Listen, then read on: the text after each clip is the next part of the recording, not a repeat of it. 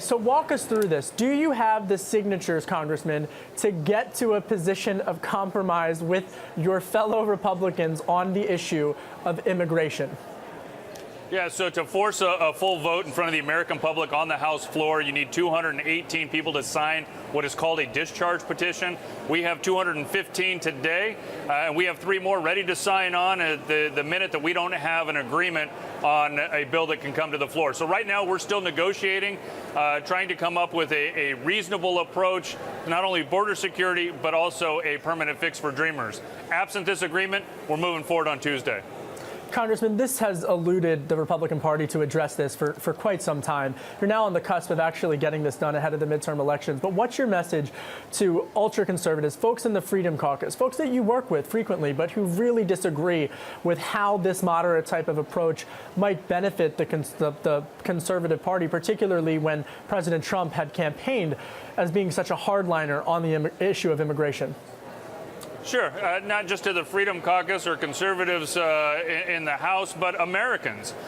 We need to have a secure border. This president not only campaigned on it, but he's been asking us to send something to his desk to give him both the infrastructure as well as the physical barrier as well as the technology barrier. We can do both, but the only way we're going to get there is by Congress working together in a bipartisan fashion to also have a permanent fix for Dreamers. The president talked about both issues. It's time for us to put both issues on his desk. Yeah, and one of the proposals actually that you want to force a vote on is a bipartisan bill. But what about the compromise bill that you're working on right now? Are the Democrats involved? And if not, can you only House Republicans pass it and then get it to the president? Sure. Well, we obviously need 218 votes working with the Speaker. This may be a bill that has 218 Republicans. Ultimately, we've got to put something into the Senate. The House has to do its job so that we can actually have something coming back from the Senate. And that bill will most likely change, as most bills do. But to have a full debate in front of the American public, that is the most important issue at hand right now. Ultimately, it seems to always come down to the issue of citizenship. Is there a fair compromise on this issue that can get you all of the votes that you need? I believe so. Ultimately, it's not going to be an easy pathway. It's going to be earned, definitely an earned pathway that takes a very long time, up to 10 to 12 years.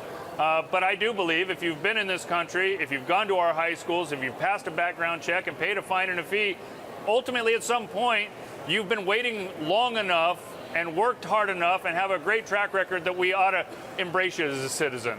Yeah, that's a great point, because you can't control when you're a toddler where your mom and dad put you in the car and drive you from. You certainly can't control where they're going to take you. Congressman, in addition to the citizenship issue, also, it's the wall. And in prepping for this interview, I was trying to figure out specifically what exactly President Trump wants out of the immigration debate, and I'm not so sure I can figure that out, with the exception of full funding for the wall.